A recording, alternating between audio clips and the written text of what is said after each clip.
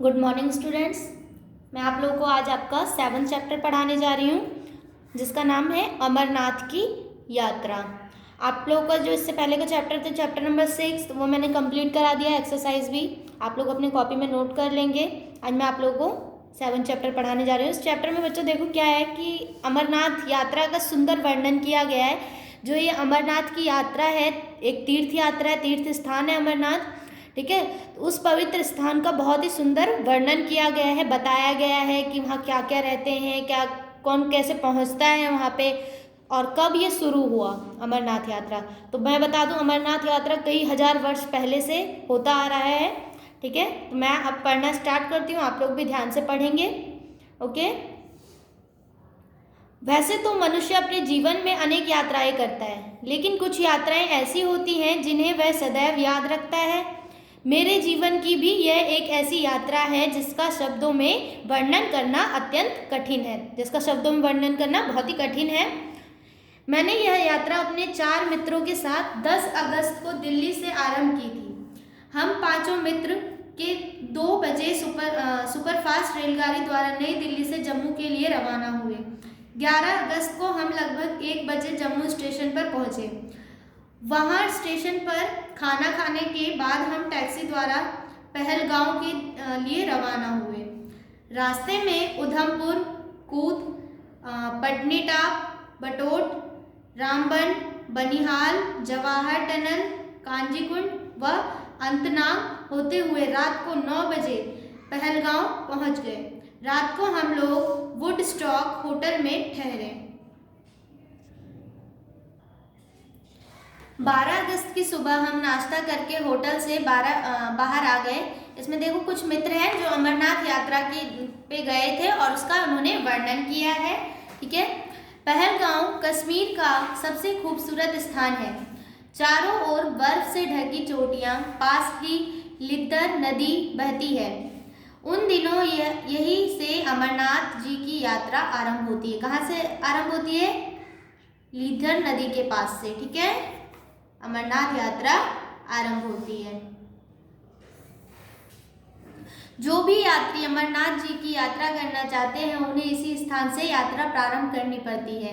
यद्यपि वर्तमान में यह यात्रा बाल्टा नामक स्थान से ही प्रारंभ कर सकते थे। 12 अगस्त को हम पहलगांव में घूमते रहे। वहां के दर्शनीय स्थल बाइसरन, गोल्फ मैदान, शिकारगाह, आरो आदि है। 13 अगस्त को हमने सुबह टैक्सी द्वारा चंदनवाड़ी तक की यात्रा की। यह स्थान पहलगांव से 16 किलोमीटर दूरी पर है। इस स्थान के बाद आगे का रास्ता पैदल अथवा खच्चरों पर ही तय किया जा सकता है। पैदल या खच्चरों पर ही तय किया जाता है। यहाँ पर एक बर्फ का पुल भी है।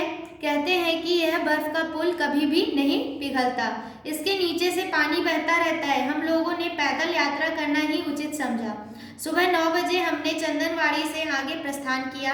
आगे पीसू घाटी पड़ती है। यहाँ सीधी चढ़ाई है। रास्ता अत्यंत उबड़-खाबड़ व खतरनाक है। एक तरह से जमीन से आकाश पर पहुंचना होता है।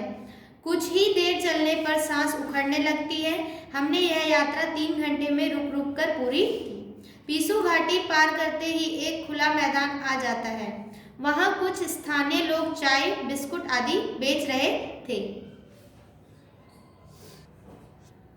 कुछ समय विश्राम करने के बाद हम शेषनाग की ओर बढ़े। शेषनाग चंदनवाड़ी से 12 किलोमीटर दूर है। ये भी अंडरलाइन करेंगे। शेषनाग और चंदनवाड़ी का दूरी कितनी है? 4 बजे हम शेषनाग पहुंच गए। वहां एक गहरे हरे रंग की विशाल झील है। झील के चारों ओर ऊंचे ऊंचे पर्वत, जिनकी चोटियां बर्फ से ढकी हुई हैं। इस स्थान की सुंदरता का वर्णन लेख में करना असंभव है। लेख में मतलब कि लिखी हुई बातों में करना असंभव है। उसका वर्णन तो देखकर ही किया जा सकता है। व्यक्ति झील को देखकर मोहित हो उठता है। शाम हो गई थी। अंततः हमने रात को ही यही रुकना उचित समझा।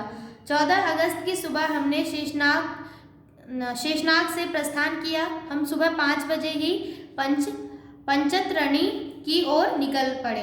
पंचतरणी नामक रमणीय स्थान शेषनाग से 16 किलोमीटर दूर है। रमणीय मतलब सुंदर स्थान शेषनाग से 16 किलोमीटर दूर है। रास्ते में वायुजन नामक चोटी पड़ती है। यहाँ पर ऑक्सीजन की कमी है। 10 कदम चलते ही सांस उखड़ने लगती है, लेकिन मन में उत्साह व लगन की इस कठिन मार्ग में सहायता होती है। जय शिव करते हम लोग किसी तरह गिरते पड़ते 4 बजे पंचतरणी पहुँचे। शरीर इतना थक चुका था कि एक कदम भी चलना मुश्किल था। वहाँ पर टेंट लगे थे। हमने एक टेंट किराए पर लिया तथा विश्राम करने लगे। अब जब कोई तीर्थ यात्रा पर जाता है तो लंबा रास्ता होता है, तो बीच बीच में लोग रुकते हैं किसी झोपड़ी में या टेंट लगा के, कैंप लगा के सब लोग वहाँ पे इकट्ठे होते हैं विश्राम करने के लिए, आराम करने के लिए। तो वहाँ पे ये लोग टेंट लगा के रुक गए। हमने चाय का ऑर्डर दिया, लेकिन जब चाय आई तो किसी में इतनी शक्ति नहीं थी कि वह प्याले को उठाकर अपने मुंह तक ले जाए। हम सभी भूखे ही सो गए। यहाँ तक आते आते ठंड बहुत बढ़ चुकी थी। शरीर इतना दर्द कर रहा था कि नींद भी आनी मुश्किल थी। लेकिन इसे भगवान की लीला ही कहिए कि जब हम अगले दिन सुबह उठे सारा दर्द गायब था। हम सभी अपने को तरोताज़ा महसूस कर रहे थे, मानो किसी ने शरीर में शक्ति का संचार कर दिया हो। यहाँ से अमरनाथ जी की गुफा केवल 5 किलोमीटर दूरी पर है। सारा रास्ता बर्फ से ढका रहता है। नीचे ऊपर दाएं बाएं जिधर भी देखो बर्फ ही बर्फ दिखाई देती है। हम 10 बजे गुफा में पहुँच गए। यहाँ गुफा समुद्र तल से 12,729 फुट की ऊंचाई पर है स्थित है। यहाँ प्राकृतिक रूप से हिम से शिवलिंग बनता है। इस गुफा में एक पार्वती पीठ व एक गणेश पीठ भी हिम से बनती है। यह एक अत्यंत आश्चर्यजनक सत्य है कि यहाँ शिवलिंग ठोस बर्फ का बनता है, जबकि गुफा के पास हर तरफ कच्ची बर्फ होती है। अमरनाथ गुफा के नीचे से ही अमर गंगा का जल प्रवाह है। यात्री इस अमर गंगा में स्नान करके शिवलिंग की पूजा करते हैं। यहाँ एक सफ़ेद भस्म जैसी विचित्र प्रकार की मिट्टी भी निकलती है। इन्हें यात्री प्रसाद स्वरूप ले जाते हैं।